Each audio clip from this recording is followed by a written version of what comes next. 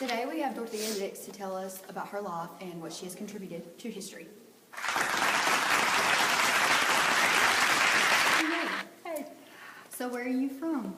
I'm from Hampton, Maine. What was your childhood like? I'm the oldest of three, and I ran the household and took care of the family from a very young age. Okay. When was it that you started taking an interest in education? At the age of 12, I moved to Boston, where my grandmother encouraged me to take interest in education. I eventually established a series of schools in Boston and Worcester and owned curriculum and administrating classrooms as a teenager. Okay, so what are you known for? I created the first mental asylum. What was your ambition to start a reform to improve conditions at asylums? I took a job teaching inmates in an East Cambridge prison where conditions were extremely bad, and the treatment of prisoners was so inhumane that I began for their improvement. Then after documenting the prisoners' behavior for multiple prisons, funds were set aside for a mental institute in Worcester and then showed up across the country and even to England.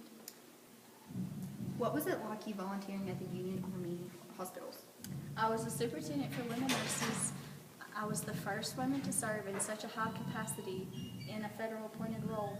My administrative skills were solely needed to manage the flow of bandages and clothing as the war went on.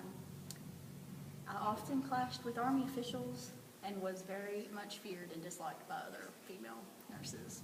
After months of hard work and exhaustion, I was eventually driven out of my position, stripped of authority by the fall of 1863. Interesting. What did you do after you finished your volunteer work? I returned to my work as a social reformer.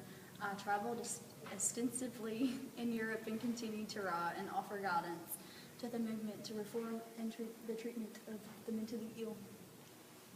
Dorthea Dix. Thanks for having me.